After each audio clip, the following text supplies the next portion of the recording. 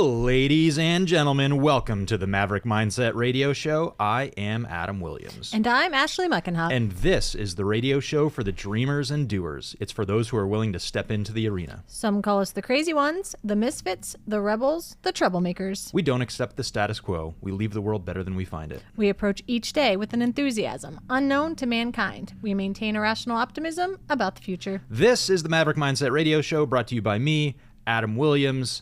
Show number 62. We have a great guest today, and I don't know whether this is the least I've ever prepared for a guest or if I've been preparing my whole life for this guest. Oh, nice. I think it's a guest you don't have to prepare for. He's just going to bring it. So. He's just going to run the whole show. Yeah. Which is my favorite kind of guest. Yeah. Yeah, so we're back. Show number 62, why most small business advertising sucks and how we do things differently, with special guest Tim Chermak, founder of Platform Marketing and the John Galt Mortgage Company. Nice. And anyone who understands the reference to the John Galt Mortgage Company understands immediately why Tim and I are friends. And if you don't, you're going to explain it, right? to us today on the show? No, your action item is go and Google it because you need to understand that reference. Yeah, just Google who is John Galt. Yeah. We did when we were recruiting years ago, we used to do like a skills test for lawyers and we'd be like, oh, write an estate planning set of documents for these people. And they were all Ayn Rand characters. And the test wasn't to see how well you wrote the estate planning documents. The test was to see if you got the reference or not. Whatever. 40 Tricky. chess. Always been playing 40 chess. So yeah, we have Tim here today. Really excited about this show. I don't know that I want to do a whole bunch of like intro to this. I kind of want to jump right into it. But yeah, okay, fine. Blowing your minds every Wednesday at 9. Yeah, blowing your minds every Wednesday at 9. Going live at 9:05. Maverick Mindset Radio on Facebook and Instagram. We are on Spotify, YouTube. Follow us on YouTube. We're trying to build the subscribers there. And of course, Apple iTunes, maverickmindsetradio.com. So today, here's why I'm excited. We asked him what he wanted to talk about. Yes. And he gave us 4 things he wanted to talk about, and I want to say them. I want to announce because a couple of them I didn't. I was like, "What is this?" Well, exactly. I want to announce all of them right now because whatever you're doing for the next 53 minutes, you're gonna want to stop doing and listen to this because these topics are really. I don't even know what the word is, but there's going to be some intrigue here. I think going to create a little bit of curiosity. So let's get into it. Here's what Tim wanted to talk about. Number 1. The concept of ads that don't look like ads. Ooh. Number 2, the importance of retargeting ads. Yeah. Okay, that's a little more boring, but it's going to be really valuable. These last 2, I was like, Adam? Number 3, the one profession that didn't exist in the Soviet Union, which I'll remind Tim, we are streaming live on FM radio. This is, generally speaking, a more conservative, perhaps a religious-focused station. Yeah, we can't swear. So. No swearing. And all right. Number 4, how the lighthouse marketing strategy works. So that's it. That's what we're getting into. Yeah, I'm excited because I don't. The last 2, I'm like, ooh, what is this? So did you write an intro for Tim? No. Did we ask Tim for a bio? Let's ask right now. Tim. We did. Tim, give us the elevator pitch. What do we need to know about Tim Chermak, Platform Marketing, the John Galt Mortgage Company, and any other topic of your choice? Adam, thanks for having me on the show. I think my most straightforward intro is I'm the founder, CEO of Platform Marketing. We're a social media marketing agency that just kind of happens to specialize in working with real estate agents. And in doing so, we've developed a bunch of kind of, I guess, contrarian marketing strategies to help our real estate agents stand out in the markets they're in because I think being a realtor is one of the most like commodity businesses you could possibly be in. All realtors do the same thing, you know? Yep. Every agent across the country, whether you're in Erie or Colorado Springs or Tucson or Orlando, Florida, wherever you are, every realtor thinks they're better than other realtors, or they think they're more experienced or a better negotiator or whatever. But the reality is all realtors are the same, just like all gas stations are the same. Everyone's selling the same fuel. It's not like the gas at Shell is better than the gas at insert whatever gas station. Buc-ee's. All right. You lost me on that analogy there because all gas stations are not created equal. Some of them are far superior to others. But if we're talking just about fuel, fine. Sure. And even using the example of Buc-ee's, like that's a marketing difference because the gas itself is literally the same, Yep. right? Like the fuel is the same. And so if you don't give if you don't give people a reason to, shop and go elsewhere, they'll just go to wherever the price is lowest. Yep. If there's a Buc-ee's and an old rundown gas station that, looks abandoned and they're on either side of a road, but the old abandoned gas station is 50 cents cheaper, people would probably go there just because it's 50 cents cheaper. Right. But if the fuel price is the same, people will go to Buc-ee's every single time. Yeah, they're going for the beaver nuggets. Gas station. Going for the beaver nuggets. Everybody knows what? That. You haven't been to Buc-ee's. All right. You didn't get the Ayn Rand reference. You haven't been to Buc-ee's. I'm not even sure why I keep you around sometimes. So, I can't go to these places because I'm working for you right now and I'm busy. So you're welcome. One of the things I really like about Platform. Need more PTO. Yeah. Shut up, Tim. Get off my show. So one of the things I really like about Platform and the way that they work with these real estate agents is I've seen the ads that some of these agents run. And in fact, I need to double check on this because I still don't think there's an agent in Erie, Pennsylvania that works with Platform. And it blows my mind because I'm sick of seeing the same ads and the same posts from every single realtor. Again, it's a commodity. But one of the things that I like that they do is their ads are very different. And we're going to hear a lot about that today. And a lot of the lessons about how and why their ads are different apply to every other business out there, especially ones that are more commoditized. But Platform takes the position that they're only going to work with one agent per market. And that's it, because they know that they're going to do such a good job for that person that the moment they let a second person and work with a second person in that market, it's going to be really hard to differentiate. Wait, so if you're in the same area... So if you are a real estate agent in Erie, Pennsylvania, and you are a client of Platform Marketing, they will not work with another agent in Erie, Pennsylvania. Ooh, so if you're in Erie and haven't got, you better get on that. But there are markets, there are hotter markets, right? Bigger markets, more expensive houses, where they have a wait list of agents waiting. Actually, most markets in the country have a wait list. Yeah. There you go. So is this like, what's the method to the madness? Like it makes it more... I want this person. Without launching into a huge sales pitch about Platform, kind of lead. Launch into the sales pitch.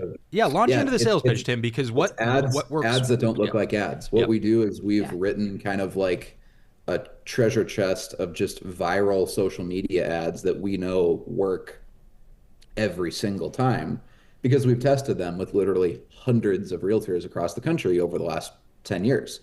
Actually, probably thousands, not hundreds. And so we know that they work. What we do is we customize the ads to make them relevant to you and your market. Okay. So we'll take an idea of an ad that, hey, we know that this general structure of an ad goes viral, whether you're in Murfreesboro, Tennessee, or Tucson, Arizona, or Idaho Falls, whatever, right? But we change it a little bit to make sure it's specifically and personally relevant to you and your specific market, let's say in Erie, but the general idea of the ad stays the same. So obviously we can't be doing that for multiple agents in the same city because people would see a similar ad coming from multiple agents and they'd be like, hey, who copied who? Like, why are they both running the same? And I mean, we'll even write ads just to give you an idea where we write an ad about why it's awesome living in Erie, but it's a poem that rhymes. So we write a poem and that pops up as a Facebook ad. And it's maybe a picture of you standing next to the Erie town sign, like that ugly green sign when you're driving into town. It says Erie, a population, whatever. Yeah. Every town has one, right? So we'll have the agent go take a selfie picture by that sign and we'll pair it with some ad copy as a Facebook post or Instagram post of like, again, it's like a poem with stanzas that rhyme. And it just, so when that pops up in your newsfeed on social media, I guess the point I'm making here is it doesn't look like an ad. It would never occur to you that what you're reading is an ad, because it's a poem that rhymes about why you love living in Erie or why Erie is a great place to raise a family, blah, blah, blah, blah, blah. It doesn't look or feel like an ad. So it's like a stealth bomber. It flies under the radar of your Let's talk about what most, and again, I want to make this abundantly clear to everybody listening. This does not just apply to real estate agents. This applies to your business.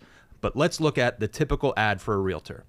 It's going to say something like, are you buying or selling a home? Call me. Okay, you and 1,000 other people in town. Mm-hmm. I've done $8 million of sales volume this year. Great. That guy over there did $9 million. Or, the typical welcome home billboard with the sold sign and we've all seen that. The brokerage logo on. That's it. They're all the same. That is generic realtor advertising waste of money 101. And what Tim just said, and it's one example of this whole portfolio of these different ads and styles of ads that they run to show that, hey, I'm different. Yeah. Right? Like that's what makes these ads work. All right, Tim, is there anything else that we want to get into on the concept of ads that don't look like ads? Are there any other words of wisdom it's or really, tidbits? like you said, Adam, whether you're a real estate agent or not, this applies to any business. Maybe you're a dentist, you own a CrossFit gym, a used car dealership, you have a CPA accounting firm, whatever, right? Your ads on social media, the best way to make them get a ton of engagement and make people remember you compared to your competition is to write ads that don't look like ads at all. So what we would do is, I saw you and your family went on a big motorhome trip across the country, this summer. Right. We would take a couple photos from that, or maybe just one nice family photo, and we would write a little essay about the importance of spending time with your kids while they're still kids. We've actually written several such essays for our clients for when they go on family trips. Like I said, we have this like treasure chest of ads that we know that they work. One stat I'll often use in ads like this, it'd be like a photo of you and Jackie and your kids in front of your motorhome as you're traveling across the Grand Canyon, whatever. And the ad will start with like, here's a picture from our most recent family vacation. We drove to the Grand Canyon. One reason we went on this trip is I read the statistic that by the time your kids turn 18 and they head off to college or whatever they're doing at age 18 and they kind of go off on their own, by the time your kids are 18, you've already spent 93% of the time you will ever spend with your kids. So at age 18, when they leave the house, you are in the final 6% of time with them. So while your kids are still living at home, go make as many memories as possible, because the only thing you have to lose is time. And any parent reads that stat and you're like, holy crap. Oh, my heart. One other stat that we use is like, we'll run an ad around Christmas. And if you have young kids, or if you don't have young kids, you can always change the ad copy, right? We use a photo of your kids, because everyone takes these cheesy family Christmas pictures where you're wearing the stupid matching pajamas and whatnot. And you say, hey, like if you think life is long, please reconsider. One way to really measure the length of life is by putting it into like discrete quantities. Like take the qualitative, oh, life is great, whatever, put it into like a finite quantity of like Christmas as magic on Christmas morning. You only get about 8 of those. Ashley has 43. I get them every year. Sorry, the day I didn't mean to die. interrupt, but you have teed both. These are both ads that would emotionally appeal to Ashley Muckenhoff. Yeah, they would. Like you wake up. It probably starts around age 2, because when your kid's 1-year-old, they have no idea what's going on. Just pooping their pants and crying all the time. But when they're 2, that's when they really start having some sort of awareness of what's going on around them. And it lasts until about age 10, where like they still love Christmas morning. Perhaps they, believe in Santa Claus and all the magic around, Christmas morning. You've got 7-8 years at the most. And it's like, well, I don't care what you're measuring. 7 or 8 is not a large number. So it just puts into, perspective, like your entire life with your kids, you have 7 or 8 Christmas mornings where it just feels magical. And so we'll write an ad about that. And it's just a picture of you and your kids on Christmas morning or something. And let's say that you're, let's say you're not a realtor. Let's say you're a local dentist, right? Well, if that was the ad you ran, it has nothing to do with cleaning your teeth or cavities or going to the dentist. It just ends by saying, we hope you have, we hope you have a Merry Christmas and we'll see you in the new year. Signed, Dentist Tim, or whatever you go by. I'd be going to that dentist if he put it has nothing Christmas to do with what you do. out. The whole point is that Yeah. for that split second they're scrolling their newsfeed, it keeps you top of mind. It builds this sort of emotional connection with the person reading the post, and they just kind of feel this primal gut sense of, I like this person. This person seems like a dentist I would want to go to, or a realtor I would want to work with. So it's make your ads don't look like ads, and they're paradoxically much more effective. So you kind of play on people's feelings, right? It's in a.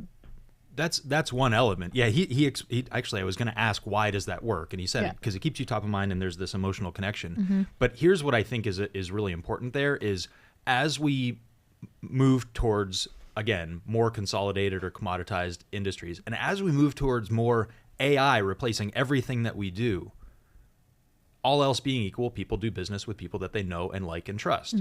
Well, if you've got a dentist who shares a picture of his family on Christmas morning or wearing those, I almost put an adjective in there, wearing those matching pajamas, those stupid matching pajamas, like that's going to appeal to the right people. It's going to appeal to you, right? The thing, for anybody listening on the radio, you miss this. But if you watch the video, or if you just listen to the podcast but didn't watch the video, you miss this. When Tim was saying, by the time your kids turn 18, you've spent 93% of your time with them, you had a physical reaction to that, right? So you're going to remember that statistic. You're going to remember that Tim shared that statistic with you. And in fact, sometimes when you're making plans to spend time with your kids, you're going to think about Tim. So that ad will have this lasting, lingering impact because of that emotional connection that it made with you. Now, if I don't have kids, that may not even appeal to me, but that's okay, right? The point is, if you're gonna, especially for real estate agents, they probably really like working with families because they grow and shrink and people move in and out, which means there's a lot of transactions to be done there. So that's part of the reason that it works, but also I think part of the reason why things like this are going to become even more important than, I did 6 million in volume last year. Well, great, I'm still going to Zillow, right?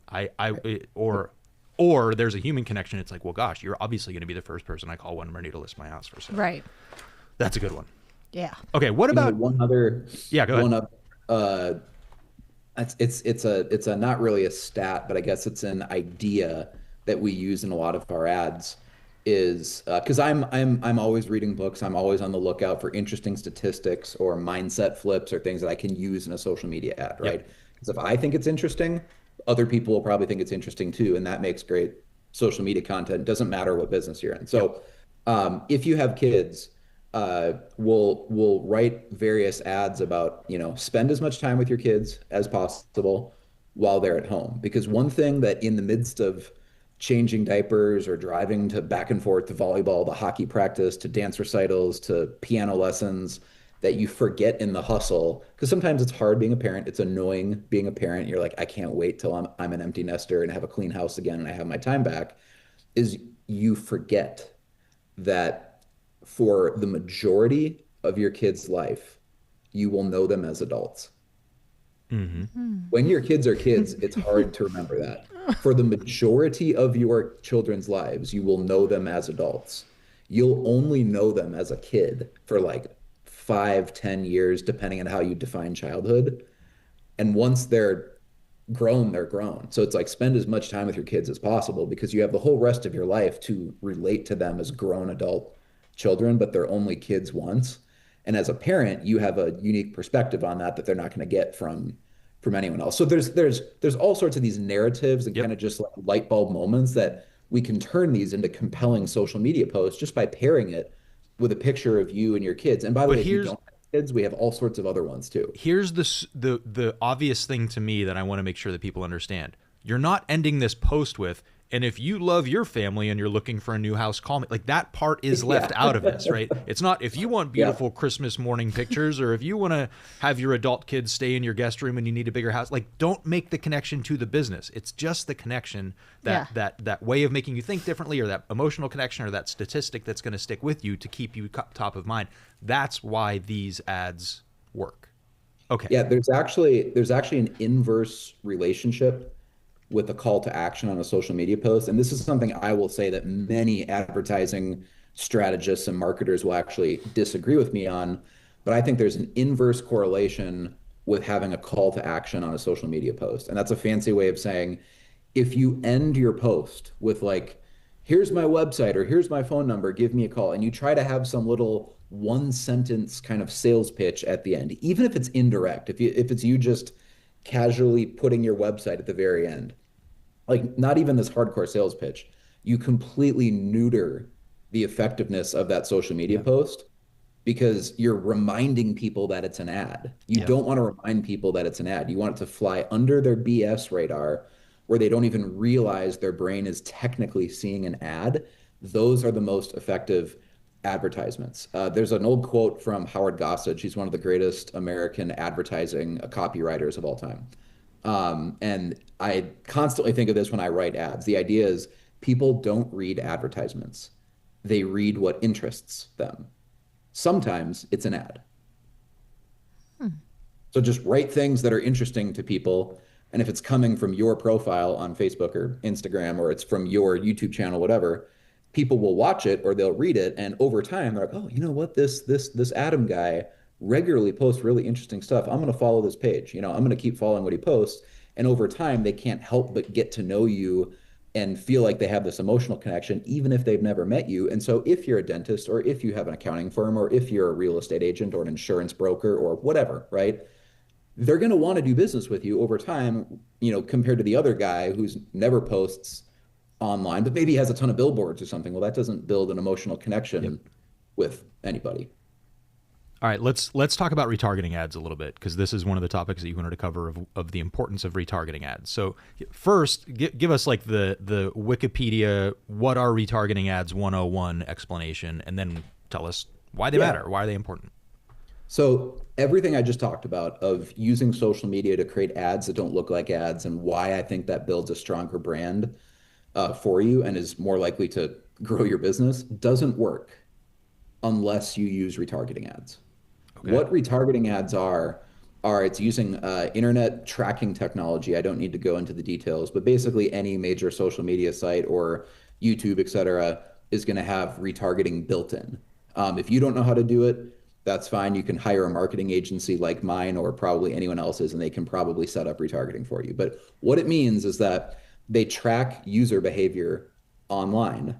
And so if on YouTube, if someone watches a video, you can show ads to that specific user, or that specific person who watched this video. You can even show your ads to people who watched other channels' videos. Like if they've engaged with this channel, like if you're, I don't know, a financial advisor or something like that, and you are trying to pick up clients that have an affinity for Dave Ramsey and agree with that philosophy, you could target people who have viewed or followed Dave Ramsey on YouTube.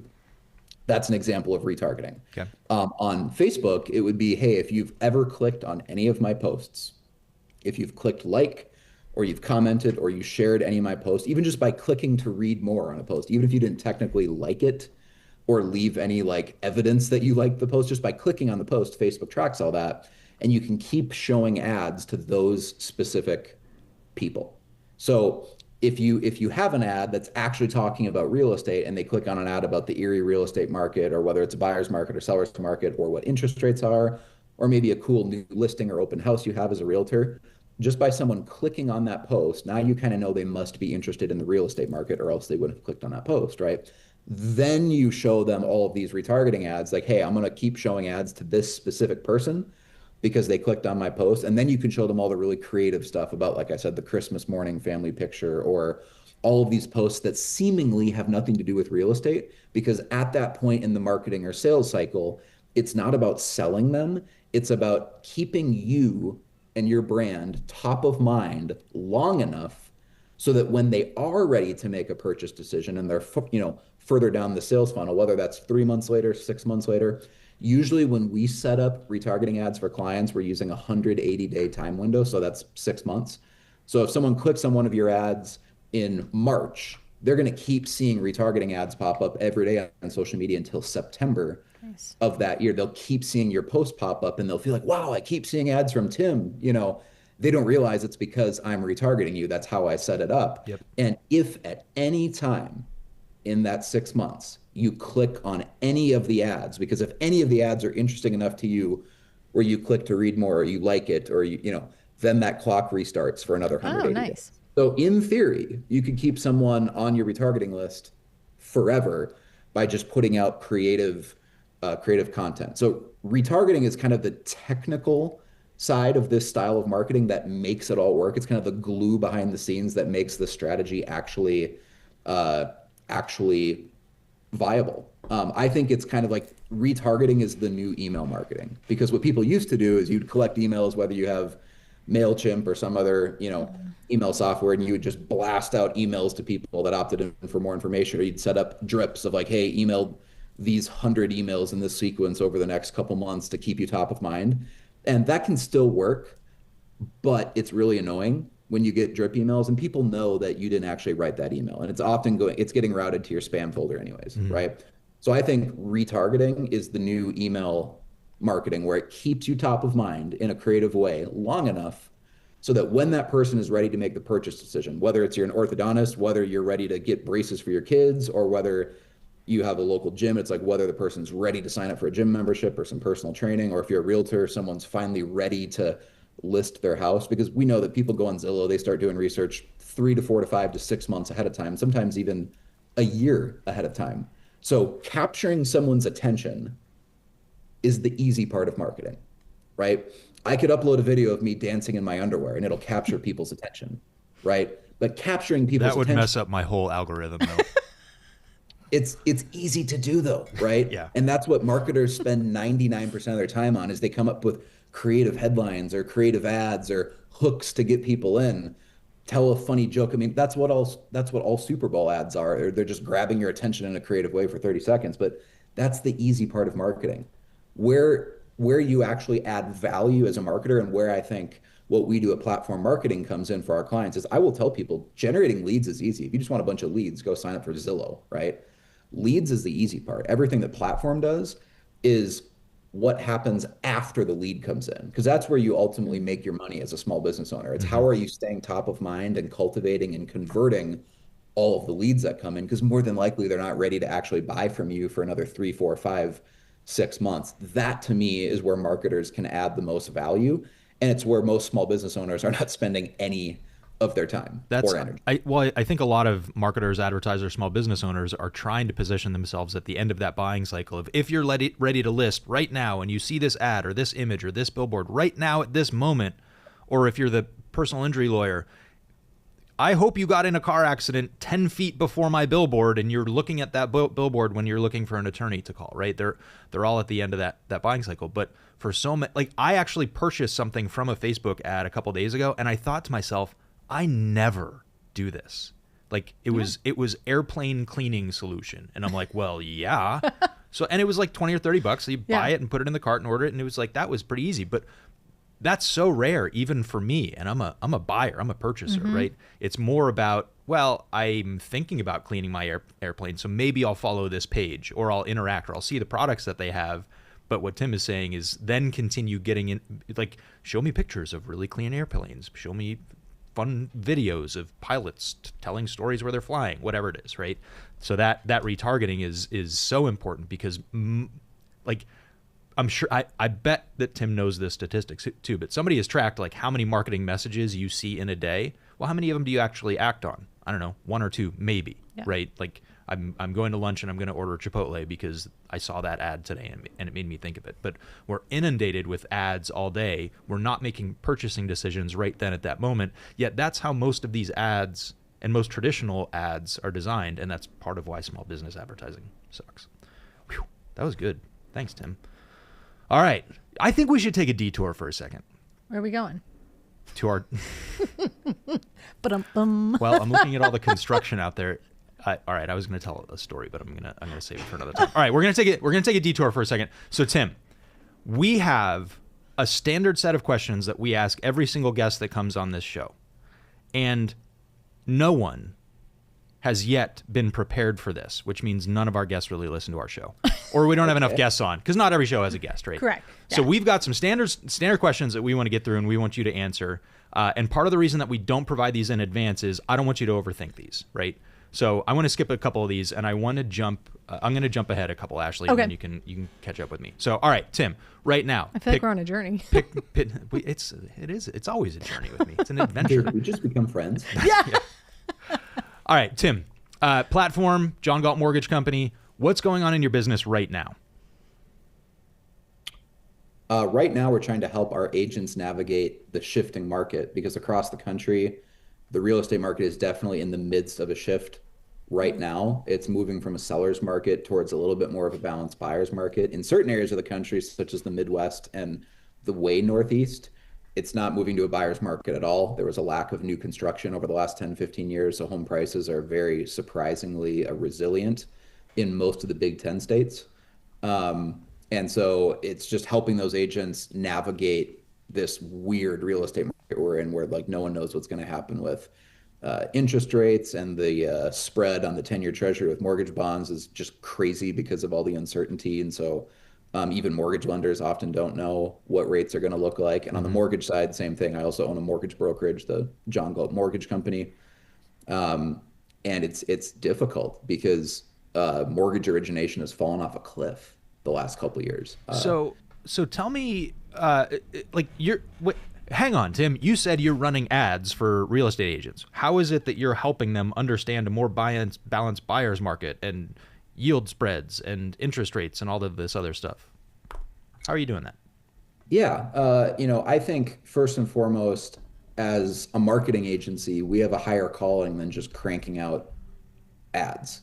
I've actually given talks at this on this topic at industry conferences for advertising agencies, and I think many modern marketing people, folks who work at ad agencies, forget that creating ads is not necessarily what people come to advertising agencies for, or it's not what they used to come to advertising agencies for.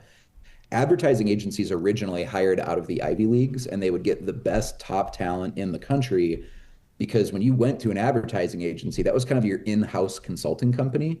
And often the solution involved a new or fresh idea of an advertising campaign or a brand repositioning or something like that. But it was really like advertising agencies back in the day, back in the 40s, 50s, 60s, kind of the golden age of American advertising, were really more like business strategy firms that just had an emphasis on advertising marketing. So like the closest thing we'd have today is like hiring like McKinsey, like a big consulting company, who they often only hire out of, Harvard Business School, because they want the best, brightest analysts to go to work at McKinsey. And so if you have a big, complex, juicy business problem, you go hire one of these consulting companies.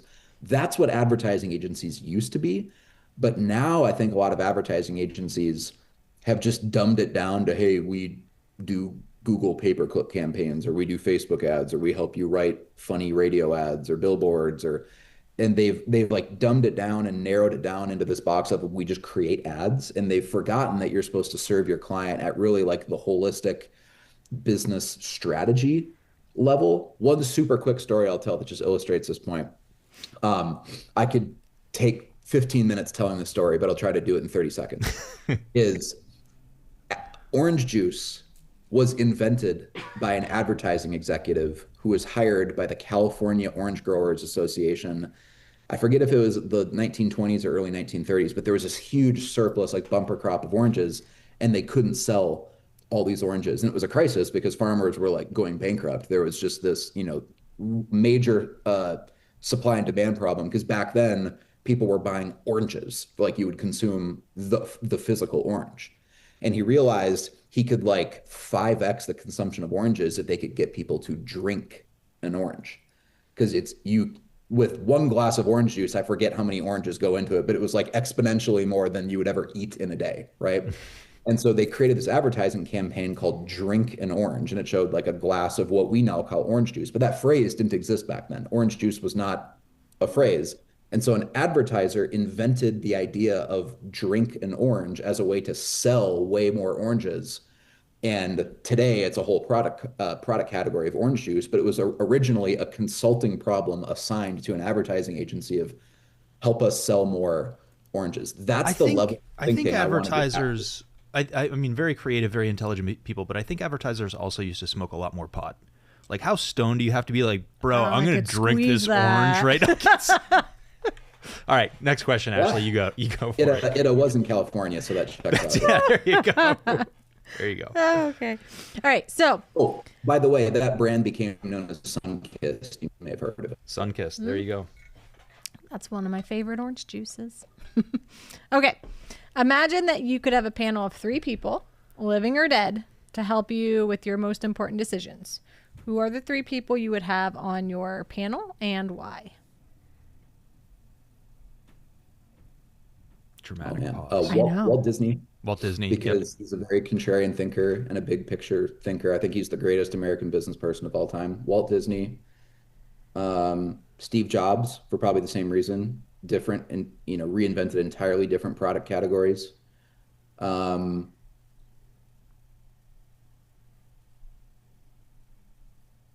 Is this any life decision, you said? Yeah. Just your most important decisions. Yes. And so far, you've picked 2 dead people. So yeah, they All could be right, living or I'm dead. going to go with Tim Ferriss. Who's that? He's 4-Hour Work Week. author of a bunch of books, The 4-Hour Work Week. He's a venture capitalist as well, very much into the human optimization movement. He's written about he's written a lot about productivity and how to make like better decisions and kind of the 80-20 a Pareto principle and whatnot. So I love basically anything that Tim Ferriss writes or says. I find myself agreeing with him a lot. So that's the trend. There is very big picture visionary and contrarian thinker. That's everything you need. That's why that's a good question. All right, next one. Have you ever hated anyone? yes. We want to know. Do you want to name names? Most politicians. Oh.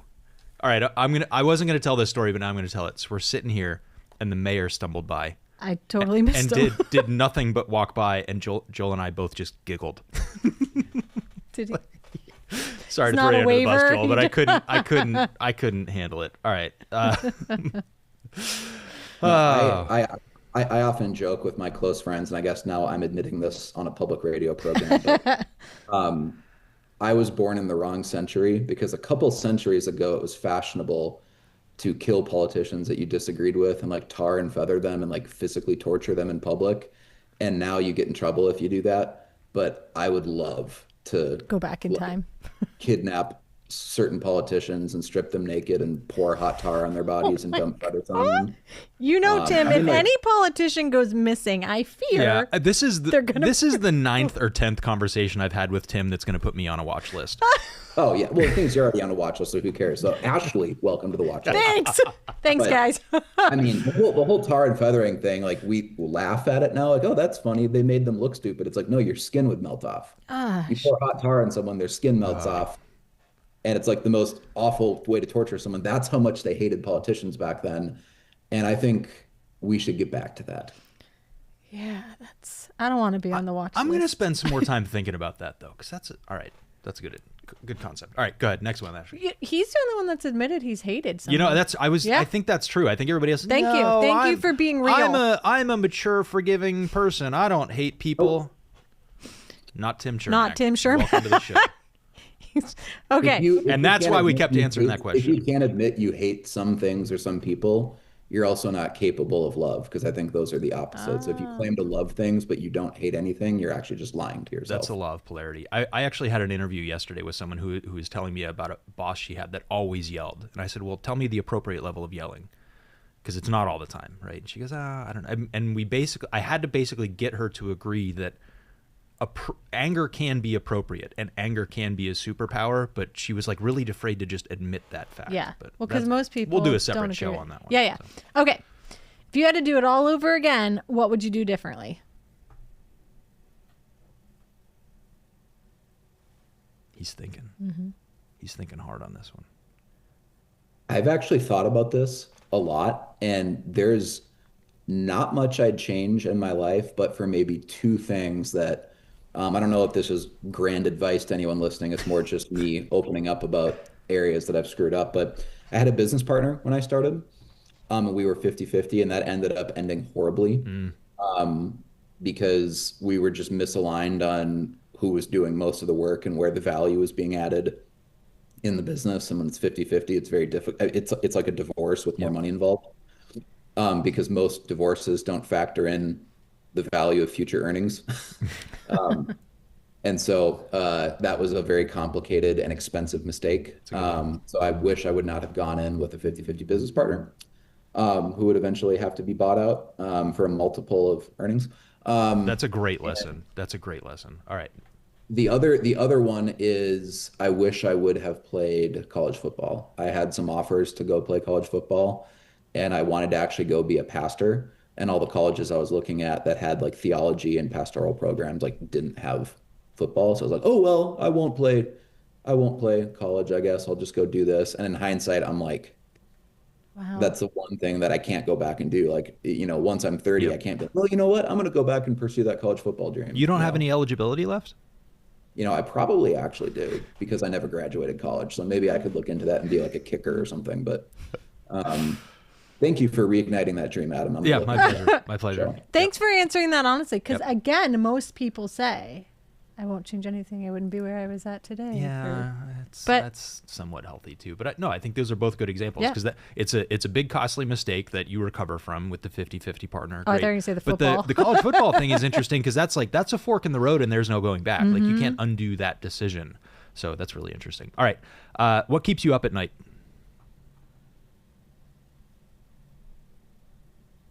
The answer used to be that our agency, our marketing agency, was so all in on Facebook and social media ads that what worried me is like, oh man, like we now employ like 50 people. And if Facebook ever goes out of favor or some other new social pops up, like I feel responsible for all these people's jobs and their families and their livelihoods, because if this thing goes belly up, like those 50 people are relying on me to, like provide them a career and an income or whatever. And what if Facebook gets MySpaced?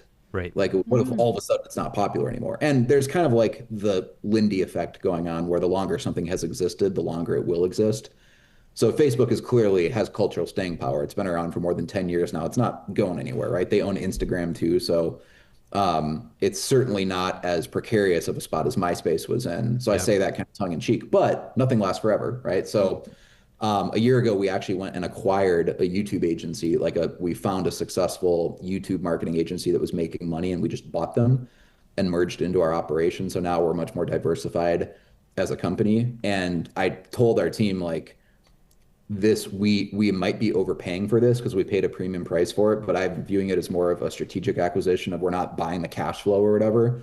We're buying the diversification this gives us of now we have a full stack of YouTube ads capabilities. So we're not so all in on the Meta Facebook system, because that was the one thing that kept me up at night is we're really good because we're focused on it. So like all sorts of business books, whatever, will tell you, you got to focus and get really good at one thing. And the other side of that coin is that if you get really, really good at one thing, what if that one thing ever becomes less popular and it's a less relevant skill? Which leads me to the other thing that now keeps me awake at night is AI.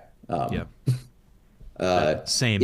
Is what we're really good at. I'm gonna start an entrepreneur's AI mastermind, and we're gonna meet at 3 a.m. because that's when all of us are up thinking about this. No, I'm I'm starting the 3 a.m. club. You're going to trademark create Adam Williams in AI. That's what I'm worried about. Yeah, that's different. But yeah, I'm starting the 3 a.m. club, and we're going to meet at 3 a.m. and talk about AI because that's exactly what we're doing already at that point. So let's or we could either do it virtually and we all hop on Zoom, or we'll just have a big sleepover. Like let's rent like a 15-person house and get a bunch of entrepreneurs in there, and we meet at 3 a.m. This is not the dumbest idea I've had yet today. Could become a reality show. All right. Next question, Ashley. All right. Where do you want to be in 5 years?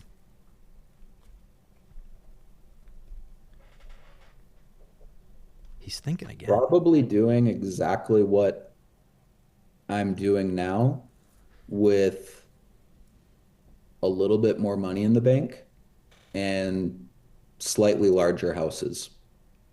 And I'm gonna expand on that a little bit. Yeah, that sounds like marginal change in 5 years. Very, very marginal change. I love my life right now. We recently bought a house up in Minnesota, where I'm from originally. So we live in Florida for about 8 months a year. Live in Minnesota for 4 months of the year during like the summer and fall. So I've like kind of created a snowbird type lifestyle at age 34, which I love. I never have bad weather now because I'm either in Minnesota in the summer or Florida in the winter. Like I love the structure. I get to spend a ton of time with my wife and daughter. I'm not a workaholic. I don't work 80 hours a week. I probably work 30 to 40, to be honest. I could make more money in my agency because I've hired away a lot of the responsibilities I used to be handling, and those people get paid 6-figure salaries now. So if I just wanted to work a more standard 50 hours a week, like honestly most small business owners do, I could make probably a couple extra $100,000 more a year than I'm making, but I'd rather spend that time with my family. So 5 years from now, hopefully I have the same lifestyle, the business continues to grow, and we have more money to maybe buy bigger houses, but nothing crazy. And the larger point I want to make there, 90% of people might get mad at me for saying this, but I'm going to speak to the 10% of people that see the world the way that I do. Yeah, we're 10%ers on this show. Yeah, like I like and enjoy, I would say I love making money because I think it's a noble pursuit. I think profit is just the accounting word for leaving the world better than you found it. And so making more money to me makes me happier because money does make you happier if what's missing in your life isn't happiness. So if you're just a depressed, angry person, you're always looking for reasons to be sad, money's not going to solve that. Money will actually probably make you It'll angrier. amplify it. Yeah.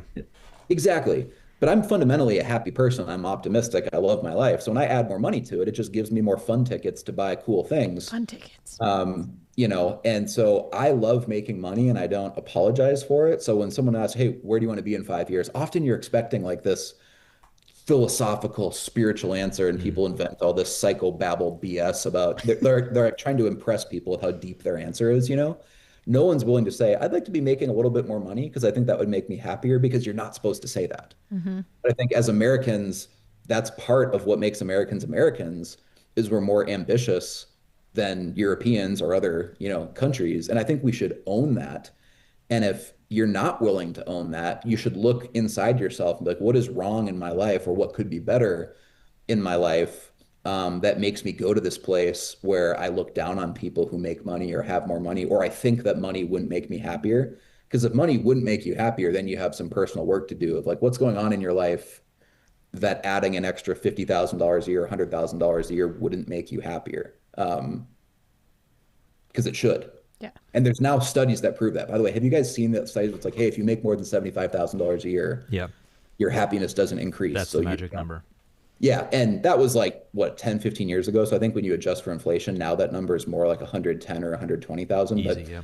they've done new studies on that prove that that's not true unless you were unhappy to begin with. So like if you had problems in your life, then in the 2025 equivalent, making up to 110, 120,000 will solve your money problems.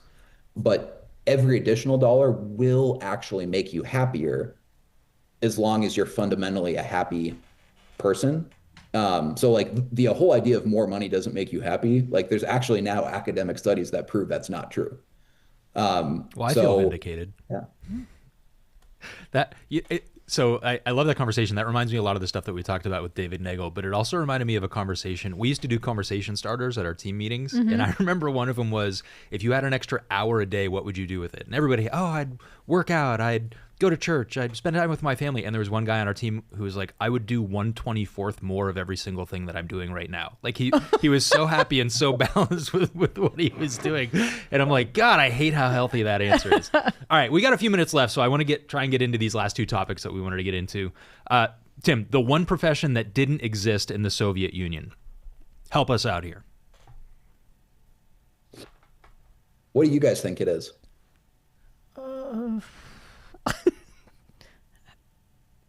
I didn't give it any thought. The one profession that didn't exist in the Soviet Union? All right. So in a command and control, like top down, centrally managed, centrally planned communist society where basically politicians are making all the resource allocation decisions, Yep. right?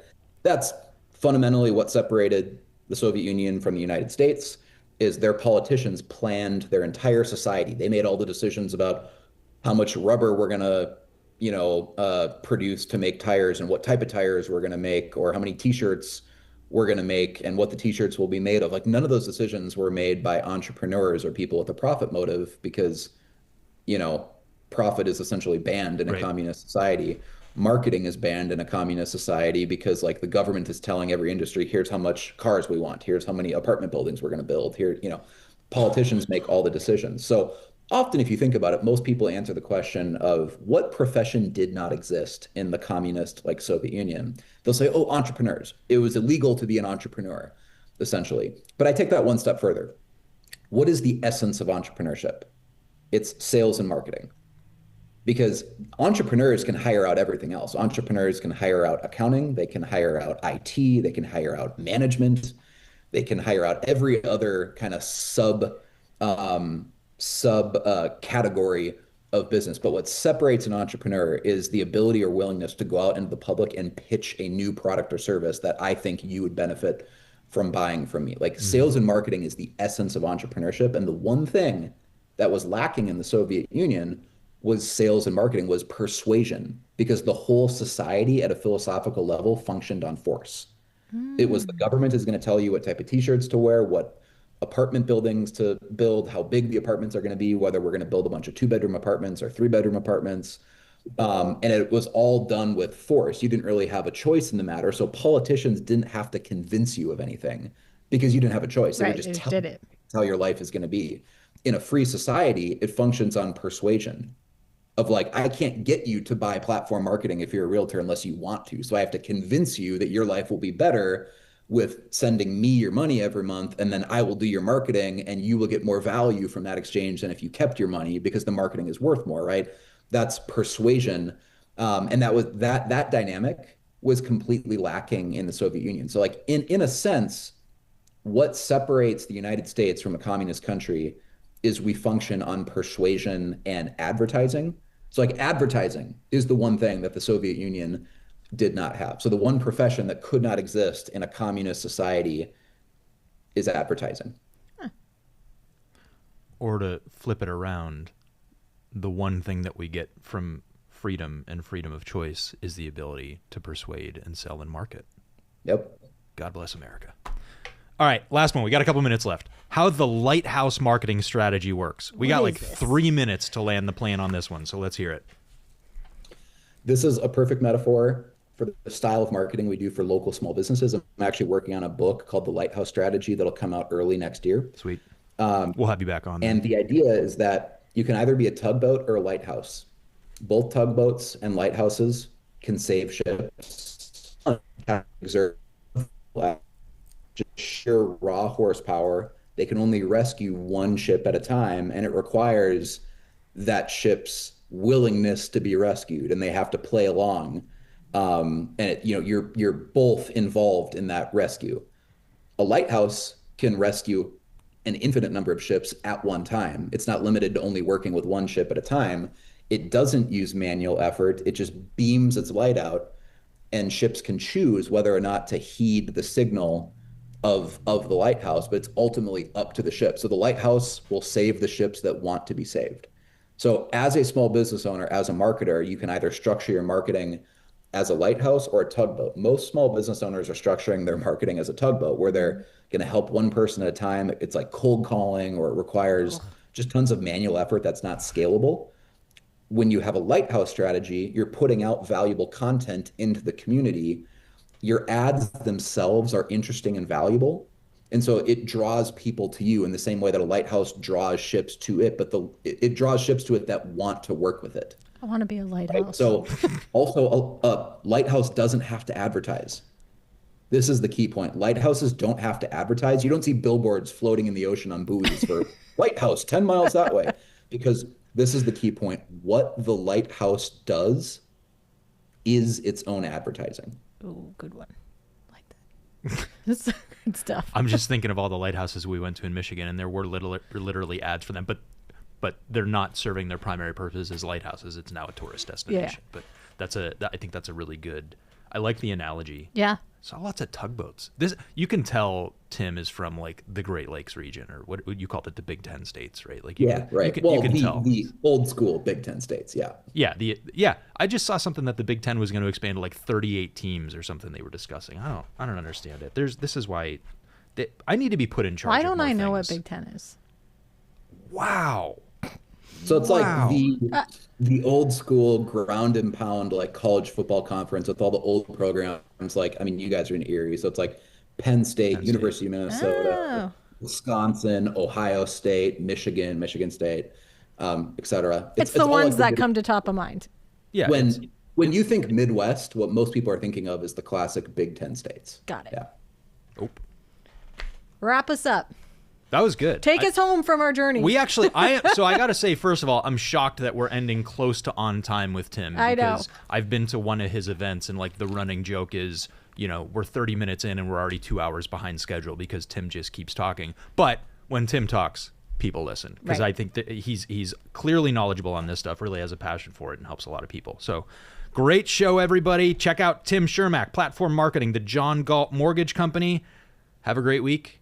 I believe in you.